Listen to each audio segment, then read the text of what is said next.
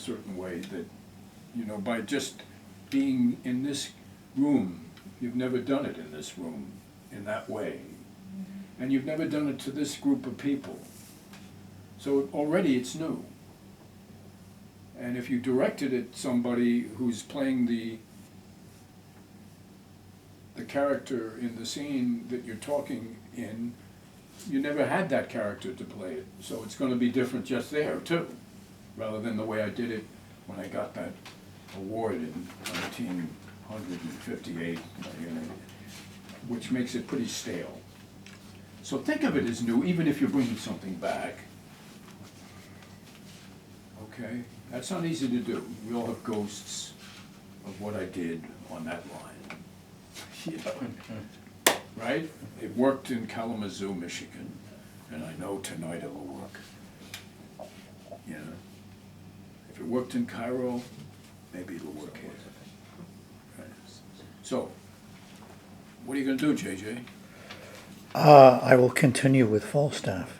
Continuing this whole thing. Can you shoot me, and then I'll take over shooting? You want me to shoot you? What are you doing? I'm going around first. Yeah, and wait till- finding out. What are you going to do? I'll be doing. I'll finish it. I'll be doing Don. I'll be playing Don, the Don, shopkeeper.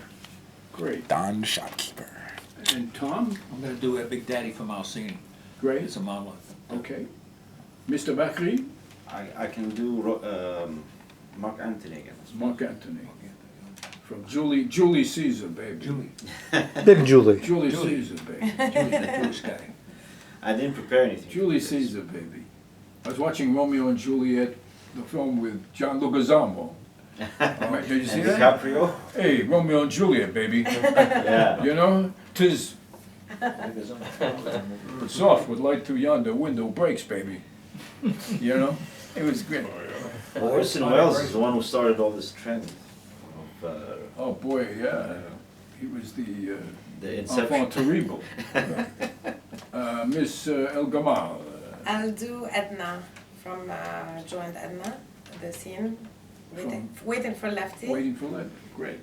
Okay. Search. Tonight I'll do Teach from American Buffalo. Great. Scott.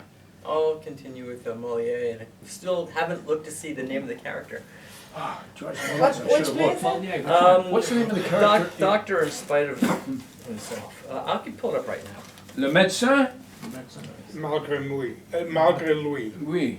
Le médecin Le médecin, malgré médecin, lui. malgré The lui. doctor in spite of himself. Yeah. Very good. Very good. What's the name of the guy? I always say Scanarell when I'm not sure because most of his characters were Scamarella. named Scanarell. And one plumber, So doctor in spite of himself. I saw the play. but- You should. And Lulu's back in town. Yes. Lulu's back in- You know that song? No. Never heard. Lulu's back in town. Really? Da da da da da da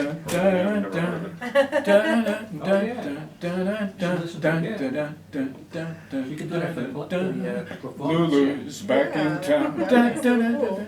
I've never heard of that. That's awesome. I'm glad you haven't. It would date you. Only Mildred and I know that song, right? Oh, Gee, I don't remember that You don't song. remember, you're too young. People might know it. You're too young. Some of the older people might know it, I don't know. So You're right, Lulu, you're right. what would you like to? Eddie and I I, might. I saw this monologue that Sandra Bullock did on Ocean's 8. Ocean's 8, Yeah. from Ocean's the 8, movie. okay. When it came out. Yeah, you need a Frank Sinatra for that? Ocean's 8, who was in That that? was the George George- Clooney? George- No, Clooney? not No? Ocean's 8. It was with all the girls. He was already dead in the movie. Oh, That's his sister, yes. oh, that was Ocean's Ocean's 8. 11. Yeah, Ocean's that's 11 is like the the movie. sequel, yeah. Good, all right. So Lulu is doing Ocean's 8. Okay. All right. Great. And Eddie's gonna do. And we gotta look for a scene for Lulu, she's looking too, but let's get some ideas. Well, what are we talking about? Lots of Roses? William H., yeah. You can probably play off either John John who? Maxim, John who? John Maxim, Oh, yeah, John. or Ramsey. Who's that? Ramsey. Okay. You know, the thing is- Guys from the class you're talking about, Well, you find out. Ramsey and John, right? Sure. They're from our, Yeah, they're from the class, right? Sure. Right? Okay, so They're here from we the go. class, Right? So here we go. Women's, yeah. So here we go. JJ, we'll start with you, sir. All right, here. So it is there. Now, the idea is, obviously, we're playing the room rather than 1,000-seat auditorium or a 500 even seat theater. So, play it for this room rather than saying, I hesitate to say, it's not the film version of it, although it'll be close-up, so, yeah, it is filmed. It would be filmed. Let's just say it's the film version of it. Because if you were in a room saying this speech, that wouldn't be really, well, I've played theaters smaller than this, actually. Yeah, I have. Yeah. I remember, what's his name, from the 60s, the enfant terrible director from Poland. Oh my God, what's his name? Polanski? Huh? Polanski? Polanski? No, Not the film, we're Polanski. talking about theater. Theater. The one who you did, learned from, right? Huh? Oh, The Polish guy you learned from. I'll think of it. The poor theater, he wrote a book called The Poor Theater. Yeah. How quickly we forget. But I used to go with my productions in those days to. Grotowski? Grotowski. Yes. Have you ever heard of Grotowski? Yeah. From you. Huh? From you. You live around the corner. Anybody ever hear of Grotowski? Heard the name. You live around the corner from me. That's theater history, These guys. are very seminal I lived in seminal East books. New York. That is a classic Yeah, theater book, Toward a Poor Theater, I think it's called. toward poor And theater. it basically influenced, along with Peter Brook, Peter Brook, oh wow, I know him. a whole generation, not just the 60s, a whole generation of actors, directors, and writers. And he would do these very, you would consider experimental, I guess you could call them plays, but they were, mostly the actors were barefoot, and they were all usually in black or just kind of, and it was extremely physical. The actors were unbelievably physical. They could express in just an arm and a hand and fingers or toes or what have you, these incredible things. No set, no decor, usually, just space, usually a small space. And he was, people would come from all over the world to go to Poland to study his work, to watch him in his laboratory. And Peter Brook would go to study with him. They were colleagues, but they studied each other. Joe Chaikin of the Open Theater, the Living Theater, all these people would go to study Grotowski. And he, without any, it was all sound and movement and not too many words. Movement, sound, he did things with voice, you know, and anyway, it was considered. There's another one of that, very seminal, called The Theater of Cruelty. Yeah, but that was Artaud, and that was in Artaud. That was in the 1920s. Yeah, actually. he was. Artaud was in the 1920s. Do you know that, Anthony? Let me stick on this if you don't mind, Ed, because it's and then we'll go back. But I would go to festivals, and everywhere I went, there was Grotowski doing his performances, and it was always like, Grotowski's here? Oh my God, I must see him. It was like going to see The Wizard of Oz. You know, this little guy behind him. And it got so bad that I used to go, I don't know if I want to see him. You know, he was supposedly so great, I went, nah, I don't think so. But I still had this yearning, so I went to Edinburgh finally, and he was there. And I said, I got to see him. And it was, the show was in a pit. In order to see the show, you had to go and look down into this pit. Wow. And only 9 people could Wow. see the show at a time. And of course, they were totally sold out for 30 years with 90. And so I go to the, you know, I want to see Grotowski. You can't see Grotowski. They're only. I said, excuse me, I'm a director here. I've come all the way from New York. That's too bad. Sign up for next year. I said, excuse me, I really would. No, can't see Grotowski. I said, it was like the Wizard of Oz. And so, I mean, You never saw him. never saw him. Never saw him, but I hear it's great. Yeah, I mean, you know, there's some people, by the way, in terms of the business of theater and film, they're not half as great as their promotion. You know what I'm saying? And they become legends. So it's something to think about. Certain people know how to do that. So even that I learned from that. He was a great artist, but he knew how to create an art. Lee Strasberg of the Actors Studio was that kind of person. He was evidently a great teacher. I never met him, I never saw him, but he allowed this cult to grow about his aura. And you went into when I went in first time I went into the Actors Studio to be a director in the unit there, I knew what kind of man he was just by looking at the walls. And it was like Chairman Mao was everywhere on the wall. You know, it was like Assisi everywhere. You know, these were he permitted that kind of, you know, It also, Emotion. worship. yeah, but Yeah. they also protected their shortcomings, which they knew how to protect. I don't know whether they did, but anyway, I'm not sure they did. Now, I don't think they did. So here we go. Mark you the sequel, Master Brook. I suffered the pangs of 3 several deaths. First, an intolerable fear to be detected by a jealous, rotten bellwether.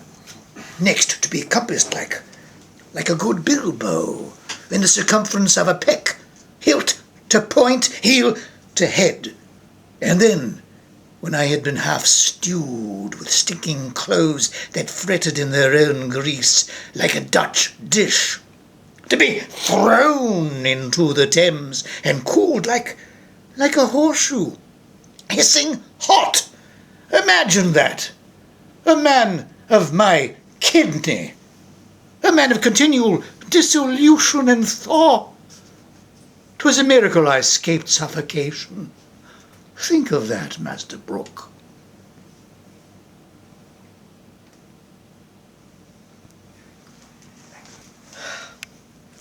I fell for the wrong person. It was a mistake. It happens. But if I was to be released, I would. Sorry. Just thinking about it. If I were to be released, I just want a simple life. I'll get a job. I'll make friends. I want to take a walk and breathe the fresh air. I just want to walk after work and feel life again. And pay bills. That's what I want to do. Just pay bills. That's it. Donnie, you're not paying me to do a thing, all right? We're doing something together. I know we are. My watch broke. That is my concern. The thing is you are my concern, and the concern of Fletcher's. Now, you want to find a reason that we should jump all over each other like we're working on a blood bank? Fine. It's not all good business. And who knows what time it is offhand. Jerks on the radio, the phone broad. Now I understand nerves. That's great then, just great. So what are we talking about, huh? A little lateness, a little unexcusable fucking lateness, huh? And a couple guys, they're just understandably, you know, a bit excited, huh? question is if it's worth something. It's like everything else, Bob. It's just like every other fucking thing. Now, the book is, well, you use it like an indicator. You know, you start off with the silver prices and so on and so. Look, we're human beings. You need money? How much do you need? How much? I know this. Your boss is making suckers out of you boys every minute. Yes, and suckers out of all the wives and the poor sick children. And the poor innocent kids who'll grow up with crooked spines and sick bones. Sure, I see it in the papers how orange juice is good for kids. But damn it, our kids get cold one on top of the other. They look like little ghosts. Betty never saw a grapefruit. I took her to the store the other day. She pointed at a sack of grapefruit. What's that? She asked. Damn it, Joe. The words belong to all of us. No, I tell you. They made a doctor of me in spite of myself. I never dreamt of being so learned as that. And all my studies came to an end in the lowest form. I can't imagine what put that whim into their heads. But when I saw that they were resolved to force me to be a doctor, I made up my mind to be one at the expense of those I might have to do with. You could hardly imagine where the error had come from. They come and fetch me from the right and left, and if things go on in this fashion, I think I had better stick with physics all my life. I found it the best of all trades. For whether we are right or wrong, we are paid equally well. We're never responsible for the bad work. And we cut away as we please in the stuff we're working on. A shoemaker in making shoes can't spoil a scrap of leather without having to pay for it. But we can spoil a man without having to pay a penny for the bad work. The blunders aren't ours, and the fault is always that of the dead man. In short, the best part of this profession is that there exists amongst the dead an honesty, a discretion that nothing can overcome. And never as yet has one been known to complain of the doctor who had killed him. Come I to speak in Caesar's funeral. He was my friend, faithful and just to me. Yet, Brutus says he was ambitious, and Brutus is an honorable man. He has brought back many captives whose ransoms have the general coffers filled. Did this in Caesar seem ambitious? Yet Brutus says he was ambitious, and Brutus is an honorable man. When the poor have cried, did Caesar have wept? Ambition should be made of sterner stuff. You all did see that on the leper call, I 3 times presented him with a kingly crown, which he did thrice refuse. Was this ambition? Yet, Brutus says he was ambitious, and sure, Brutus is an honorable man. The hills around Barcelona in the country of Spain, and the children running over those bare hills in their bare skins, begging like starving dogs, with howls and screeches, and how fat the priests are on the streets of Barcelona. So many of them, and so fat and so pleasant. You know, I could feel that country, feed that country. I got money enough to feed that goddamn country, but the human animal is a selfish beast. And I don't reckon the money I passed out there to those howling children in the hills around Barcelona would more than upholster one of the chairs in this room. I mean, pay to put a new cover on this chair? Well, I threw them money like you'd scatter feed corn for chickens. I threw money at them just to get rid of them long enough to climb back into the car and drive away. And then in Morocco, them Arabs, why prostitution begins at 4 or 5. That's no exaggeration. Why, I remember one day in Marrakesh, that old walled Arab city. I sat on a broken down wall to have a cigar. I was fearful hot there, and this Arab woman stood in the road and looked at me till I was embarrassed. She should stock still in the dusty old road and looked at me till I was embarrassed. But listen to this. She had a naked child with her, a little naked girl with her, barely able to toddle. And after a while, she set this child on the ground, whispered something to her, and give her a shove. This child came toward me, barely able to walk. Come toddling to me, and Jesus! It makes you sick to remember a thing like this.